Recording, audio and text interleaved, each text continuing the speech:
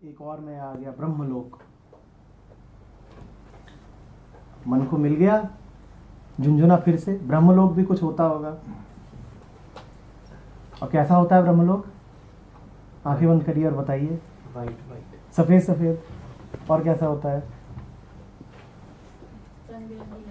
रंग बिरंगी रोशनियां। तो आपका इनका थोड़ा अलग अलग है। ये वाले में डीजे नहीं है। हमें डीजे नहीं है। आवाजें सुंदर सुंदर किसके में आ रही हैं ब्रह्मलोक में? वो आ रही है मोर की, सितार की, सितार की आ रही है। थोड़ा अलग अलग है। शंख की आ रही है। और कैसी आवाजें आ रही हैं? घंटा बज रहा है। और क्या है? हाँ, ये बोलने वाला था, आपने बोल दिया। सुंदरियों का कुछ विवरण सर, मैं ब्रह्मलोक से आया हूँ ऐसा मैं बोलूंगा तो आपको आश्चर्य होगा। बिल्कुल नहीं होगा। तुम ब्रह्मलोक से आए हो और इस जगह को भी वही बना रहे हो। तुमने यहाँ पे ब्रह्मलोक ही स्थापित कर रखा है। गंदा, कचड़ा, झड़ता हुआ, अंदर बाहर अलग अलग नहीं हो सकता बेटा। जो वहां से आता है वैसा ही हो जाता है। ब्रह्मविद ब्रह्मेव भवति। जो ब्रह्मलोक से आया होगा ना, वो ब्रह्म ही हो जाएगा। ऐसा नहीं होता कि मैं होके आ गया हूं, कि जैसे कोई नैनीताल है कि होके आ गए पर वैसे ही है। हाजी तो ब्राह्मण हो गए। हाँ,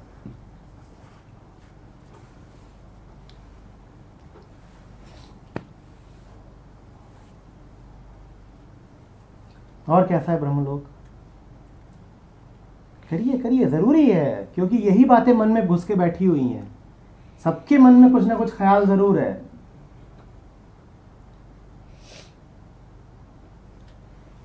गालिब ने पकड़ा था कि हमको मालूम है जन्नत की हकीकत, दिल को बहलाने को गालिब ख्याल अच्छा है। उन्होंने पकड़ लिया, हम पकड़े नहीं अभी तक, कि ख्याल ही तो है। कहाँ कोई जन्नत? कैसी होती है जन्नत सैयद? कुछ बताओ। अभी नहीं ख्याल कैसे है? पहुंचता तो कोई नहीं है, ख्याल बहुत होते हैं। अनाथ में क्या है? हाँ? अनाथ और अनाथ, अनाथ शब्द हाँ। जिसको कहते हैं हद से परे से आता है। हाँ। और अनाथ, ये जो आदमी अनाथ समझ में जिसको नाथ कभी कोई अंतर। अनहद का पहली बात तो ये नहीं है कि जो हद के परे से आता है। अनहद का वो नहीं अर्थ। अनहद का मूल है अनाहत। अनाहत जो पदार्थों के घर्षण से नहीं पैदा होता है, ऐसा शब्द। वो अनहद बेहद वाला नहीं है कि हद के आगे, वो गलत उसका वो है। अनहद शब्द गैब धुन गाजे। गैब का मतलब जो प्रकट नहीं है। इनके प्रयोग से इतना ही कहा जा रहा है कि ये वो धुन नहीं है जो तुम रोजमर्रा जिंदगी में बजाते रहते हो। शादी ब्याह का बाजा नहीं है, किसी की बांसुरी नहीं है, कुछ नहीं है। इसको ये कहते हैं, एक हाथ से ताली बजना वो वाला है। अनाहत माने जो भी आवाज होती है, आवाज होती है किसी चीज पर आहत होने पर ही होती है। लेकिन जब जो आवाज बिना किसी चीज के आहत हुए हो, उसे अनाहत नाद कहते हैं। अनाहत नाद को ही अनहद कहा गया है। शब्द है इसका अनाहत।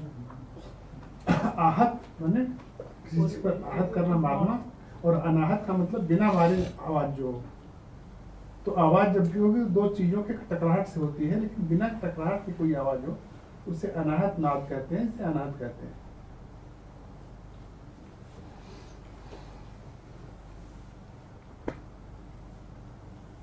ये बेचारे लोग ना बड़े परेशान हो जाते हैं।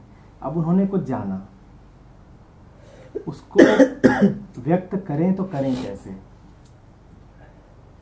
तो कुछ शब्द उठाना पड़ता है। अब जो ही शब्द उठाएं वही उल्टा पड़ जाता है। तो बेचारे बोलते हैं पर बोलने में नहीं आता। हाँ, जैसे गहरे ध्यान में जाने वाले लोग बताते हैं कि जैसे घंटे की आवाज, शंख की आवाज सुनाई देती है, तो उसी का ही सिंबॉलिक मंदिरों में घंटे लगे हुए हैं। तो कितनी कितनी पागलपन की बात है ये। कि अंदर घंटा था इसलिए बाहर घंटा है। उनसे पूछिए कि जीवन में कभी घंटा देखा ना होता मंदिर में तो भी क्या ध्यान में घंटे की आवाज़ सुनाई देती? सच ये है कि चूंकि जिंदगी भर घंटा सुना है और अभी भी मन में ही तैर रहे हो, ध्यान जैसा कुछ हुआ ही नहीं, इसीलिए तुम्हारे घंटे बज रहे हैं। ध्यान में किसी के नहीं घंटे बजते। और एक बात और बताता हूं, सिर्फ हिंदू के ध्यान में घंटे बजेंगे। ये बेसिकली इंटेलिजेंस की प्रॉब्लम है, कोई प्रॉब्लम नहीं है। ये बात इतनी सी है, मैं बताता हूँ, सुनिए, सुनने में बहुत उथली बात लगेगी। मुझे बड़ा डेस्परेशन है ज़िंदगी में, समाधि जैसा कुछ होता होगा, मुझे भी होना चाहिए। तो मैं अपने आप को हिप्नोटाइज कर रहा हूँ बैठा बैठा, मुझे समाधि हो रही है, हो रही है। अच्छा समाधि हो रही है, क्या हो रहा है उसमें? क्या होता है धर्म वर्म में? अच्छा घंटे बजते, हाँ घंटे बज रहे, घंटे बज रहे। और क्या है? अच्छा वाला प्रकाश होता है। अच्छा अच्छे रंग कौन से होते हैं? सफ़ेद बड़ा अच्छा होता है। और क्या अच्छा होता है? गिरुआ बड़ा अच्छा होता है। तो गिरुए रंग का प्रकाश है और उसमें खूब घंटे बज रहे हैं। अब ऐसे ही गाइड मूवी में भी था, और गाइड मूवी भी उन्होंने देखी हुई है 20 साल पहले। उनसे पूछिए कि इतने दुनिया में 300 धर्म हैं, किसी यहूदी को भी समाधि लगेगी तो घंटे बजेंगे क्या?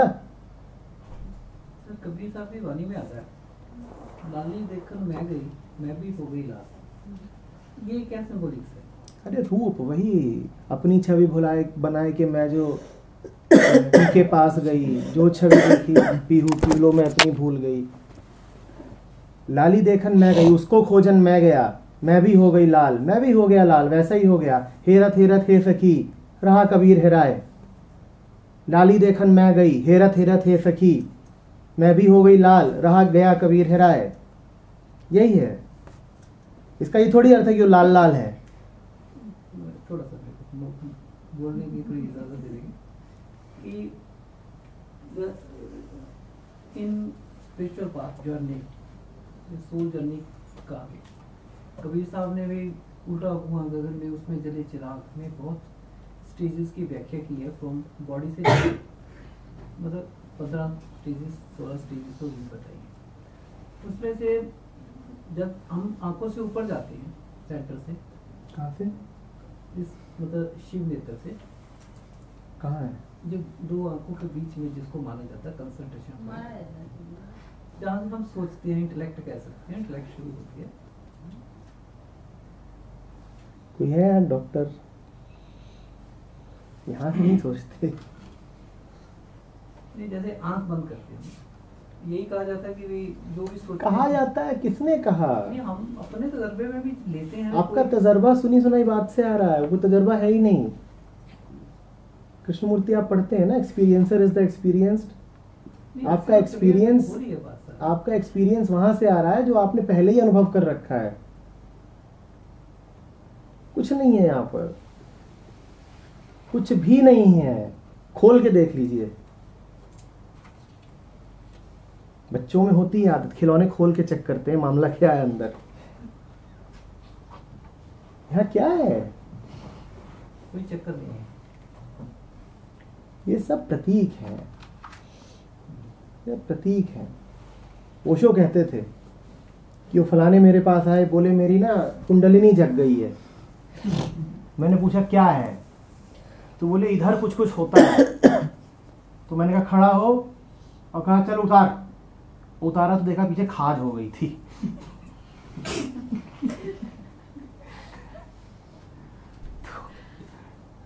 बच्चे करते हैं ना, वो 101 बार यहाँ रगड़ेंगे, बोलेंगे कि मेरी शिव नेत्र बन गई है। छिल जाता है रगड़ते रगड़ते, तो काला कलर का स्किन आ जाता है। वही की बात बता रहा हूँ, कुंडलिनी जग गई। क्यों? पीठ में यहाँ कुछ होने लगा, खुदराहट होती है, कुछ उठता उठता सा लगता है, छूने का मन करता है, दर्द भी होता है हल्का हल्का। मजे की बात देखें कहाँ होता है, देखा होगा कि किसी की कुंडलिनी किसी ये दवा लगा ठीक हो जाएगा, ठीक हो जाएगी, कुंडलिनी ठीक हो जाएगी। उसके लिए एक आता है वो बीटेक्स, दांत खाद खुजली का दुश्मन। ये सब प्रतीक हैं ये तंत्र में, और इनकी ज़रूरत इसलिए पड़ती है क्योंकि समझिए, रूमी से पूछा गया था एक बार कि सीधे सीधे हमें सच क्यों नहीं बता देते। क्यों तुम इतनी बातें फिराते हो। रूमी भी प्रतीकों में बड़े माहिर थे। कल उनका पढ़ रहा था मर्द खुदा, और मर्द खुदा में उन्होंने मर्द खुदा के बारे में इतनी बातें लिखी हैं, ऐसा करता है वैसा करता है, पूरा पढ़ लिया, बड़ा सुंदर था। सीधे सीधे क्यों नहीं। फिर एक और उनकी याद आई, उसमें कहा कि उसका नूर अगर तुम्हें सीधे सीधे स्पष्ट कर दूं तो तुम अंधे हो जाओगे, झेल नहीं पाओगे। तो इसीलिए बात प्रतीकों में करनी पड़ती है, घुमा फिरा के इशारों में करनी पड़ती है। तुम इतने अंधे हो, जैसे कोई आदमी अंधा हो एकदम, या समझ लीजिए अंधा तो कोई भी नहीं है, आंखों में पट्टी बांध रखी है, और फिर उसको 1000 वाट की लाइट के सामने अचानक खोल के खड़ा कर दिया, तो उसका क्या होगा।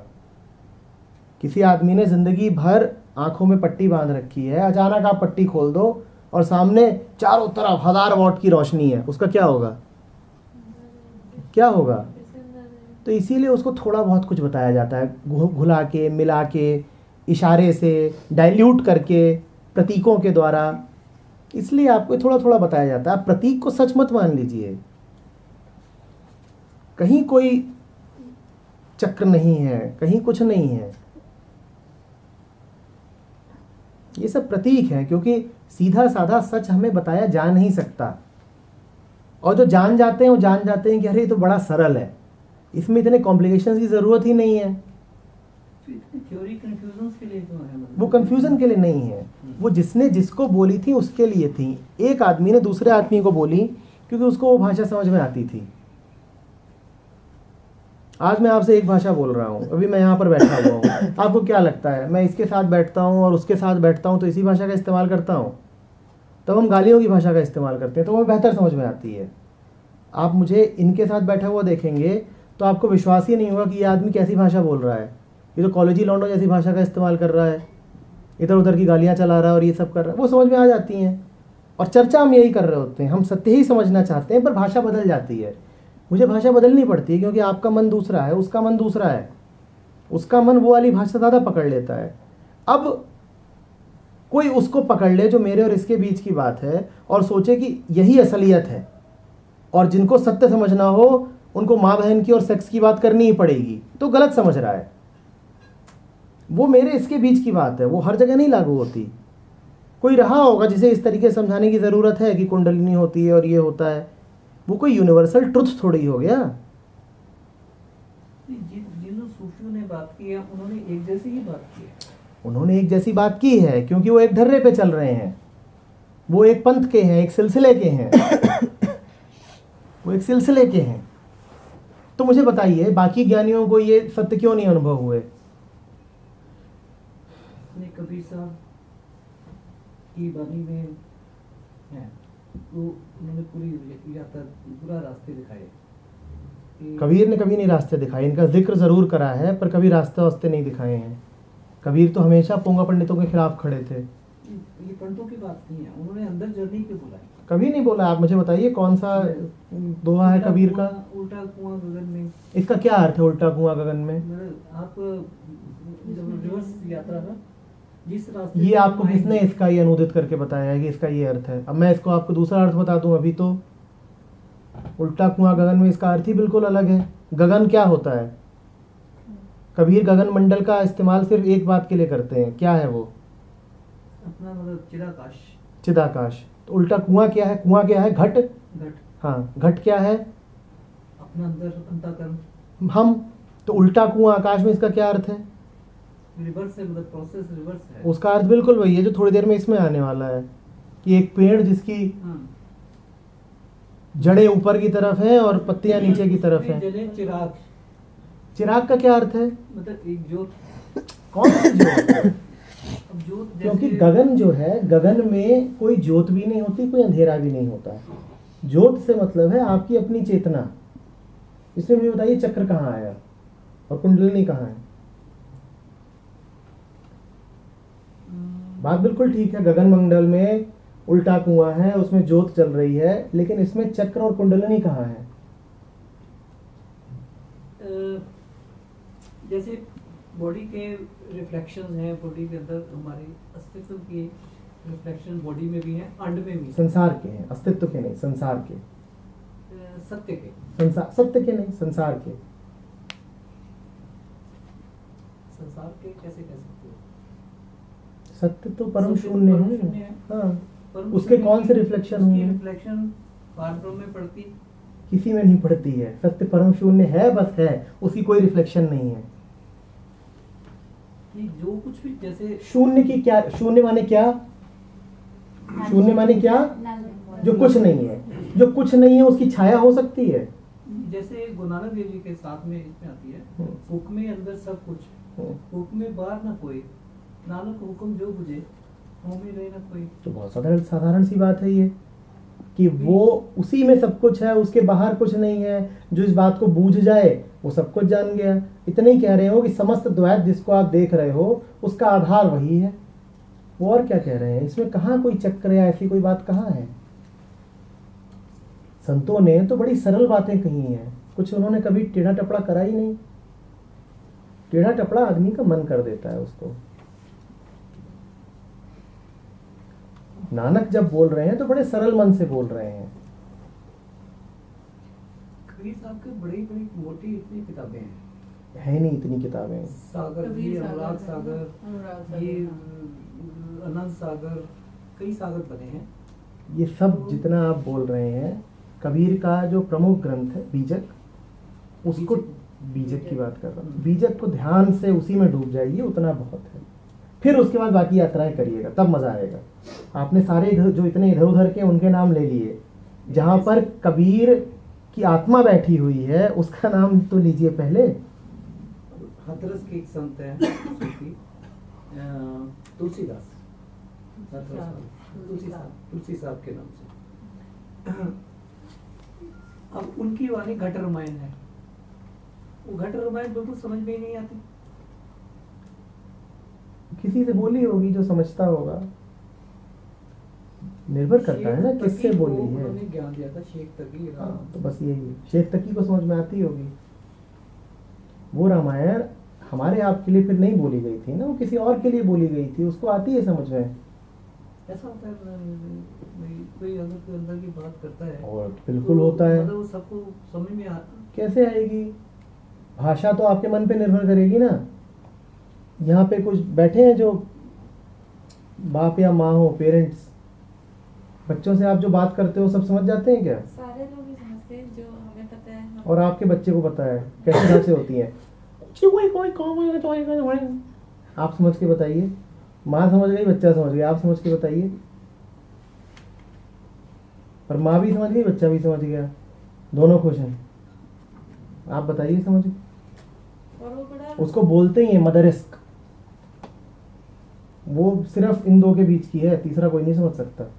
तीसरे को लगेगा क्या ये क्या भी नहीं था फालतू।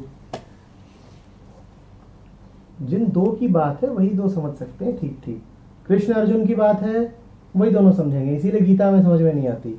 बोली अर्जुन से गई थी, वो क्षत्रिय था तो इसको उत्तेजित करने के लिए 70 बार बोल रहे हैं अपने धर्म का पालन कर, क्षत्रिय है वो। आप क्षत्रिय हैं तो आपको कृष्ण की बात कहाँ समझ में आएगी? आप अर्जुन हैं? नहीं है। आपके हैं 2-4 बीवियां? नहीं है। आप उस सिचुएशन में भी नहीं आप उस स्थिति में हैं? नहीं है। आप मार्ग बता रहे हैं, दैट इज अ सिंपलेस्ट। पर बाकी जितने सूफियों ने की बुक हैं वो अलर्ट करती हैं। कौन सी कि बुक लाइए तो मैं देखें, लाने आऊंगा। कभी लाइए तो देखते हैं कहाँ पे इस तरह की। मेरे पास बहुत सी बुक्स ऐसी खतरनाक। हैं जो समझ ही नहीं आती। आपने यही क्यों चुनी ये तो बताइए। मैं जो खोज ही रहा हूँ, मैंने कहा भाई इतनी दुनिया में कबीर साहब क्या थे, ये कौन थे, कैसे थे, ये मेरे को- कबीर तो मैं भी 5 साल से पढ़ रहा हूँ और पहले से भी मुझे कभी कबीर में कोई कॉम्प्लेक्सिटी दिखाई ही नहीं दी। अभी जो गुरुओं ने हमें, जो हमारे गुरुओं ने मार्गदर्शन दिया है उससे तो कबीर साहब समझ आ रहे हैं। लेकिन कबीर जनमानस से बोलते थे। कबीर ने जिंदगी में नहीं सोचा होगा कि मैं जो बोल रहा हूँ उस पर भी टिप्पणी की जरूरत पड़ेगी। ऐसा कोई ग्रंथ नहीं होगा जो कबीर की खुद वाणी कबीर साहब ने खुद लिखी है, ऐसा तो कोई दूसरों ने लिखा है, पर इतना तो हम मान ही सकते हैं कि जो लिखा है वो ठीक लिखा है, कबीर के ही वचन है। अब ये भी माने कि हाँ उसमें भी कुछ प्रक्षेपण है तो अलग बात है। तो कबीर जब बोल रहे हैं तो वो तो सीधा सीधा संवाद है। या कबीर ने ये सोच ही लिया कि पहले मैं बोलूं, फिर बीच में मिडिल मैन चाहिए जो मेरी बात का ट्रांसलेशन करे और तब मेरी बात समझने योग्य बनेगी। कबीर किस दृष्टि से बोल रहे हैं? कबीर सीधी बात आपके सामने रख रहे हैं, ये रही बात समझो। उसमें कहाँ कुछ टेढ़ा टपड़ा है? कुछ टेढ़ा है ही नहीं, सब सरल है। हाँ, चाय पी रहे हैं, कुछ बात हुई, बोल दिया। अब वो ट्रांसलेटर थोड़ी बैठा के बैठे हैं। राम गुरु जी हैं यहाँ, जो रामपाल जी, वो कहते हैं कबीर साहब सदा ही एग्जिस्ट किए हैं, अभी भी हैं। बिल्कुल है, कबीर अभी भी हैं, पर वो कौन से कबीर हैं? वो कहते हैं कबीर को ही कबीर वो अपने सदगुरु मानते हैं। अरे कवि नहीं है कबीर, कबीर अल्लाह के नामों में से एक कि डिफरेंट युगों में जब भी ये मतलब कि उनका जिक्र आता है कि भाई, वो भी बहुत सरल सी बात है। अभी हमने जैसे कहा कि जो जाने वही बुद्ध है, तो वही बात है कि जो जाने वही कबीर है। ठीक जैसे जो जाने वो बुद्ध, वैसे ही जो जाने वो कबीर। कई थोड़ी मतलब ये कबीर कहीं बैठे हुए, जैसे अश्वत्थामा को मिला था कि दूसरे कभी मरोगे नहीं, तो लोग कहते हो फलानी गुफा में अभी भी बैठा हुआ है, तो ऐसे कबीर कहीं बैठे हुए हैं। और इनको याद करने से इनकी वाइब्रेशन आ जाती है। सर, वाइब्रेशंस एक फिजिकल फिनोमिना है। जो कबीर अभी हैं वो फिजिकल नहीं है कि वो आपको एक फिजिकल तरंग भेजेंगे। वाइब्रेशन क्या है? y is equal to sin x plus t। एक फिजिकल फिनोमिना है। कबीर कैसे पैदा करेंगे, मुझे बताइए कैसे? मैं पानी में पत्थर मारूं तो तरंग उठती है, कबीर कैसे तरंग उठाएंगे? कहां पत्थर है जो कबीर मारे कि पानी में वेव उठे? कबीर साहब को याद करें, संतों को याद करें, बैठे ध्यान पे। जब आप कबीर को याद करते हो तो आत्मस्मरण है, आप कबीर को नहीं याद करते, आप कबीर के माध्यम से अपने आप को याद करते हो। तो किसी के माध्यम से याद करो या सीधे ही याद कर लो, एक ही बात है। जब आप कबीर को याद करते हो, जब हम यहाँ बैठते हैं, हमने कबीर पे खूब चर्चाएं करी हैं, तो हम क्या कहते हैं? हम कबीर को डिस्कस कर रहे हैं या खुद को देख रहे हैं? तो कबीर जो आज है वो कबीर है हमारा सत्व, हमारा होना, हमारा गुरु, हमारा आत्मबोध। पहली बात तो ये है कि हमारे अलावा कोई सत्य है नहीं। जो हमें हम तक वापस ना ला पाए वो मामला ही गड़बड़ है। जीवन भर कबीर क्या बोलते रहे? अपना आप पहचान, अपना आप पहचान। आया था किस काम को सोया चादर तान, सूरत संभाल ले गाफिल, अपना आप पहचान। या कबीर ये बोल रहे थे कि मेरा को पहचान? कबीर क्या बोल रहे थे? अपना आप पहचान, या ये बोल रहे थे कि मेरे को पहचान? अपना आप पहचान माने क्या? आत्मबोध, सेल्फ अवेयरनेस। सारा चक्कर सेल्फ अवेयरनेस का ही है, उसमें कबीर कहीं नहीं खड़े हैं। कबीर को कोई प्रयोजन नहीं हमसे। कबीर कह रहे हैं खुद को जानो, अपनी दृष्टि से देखो।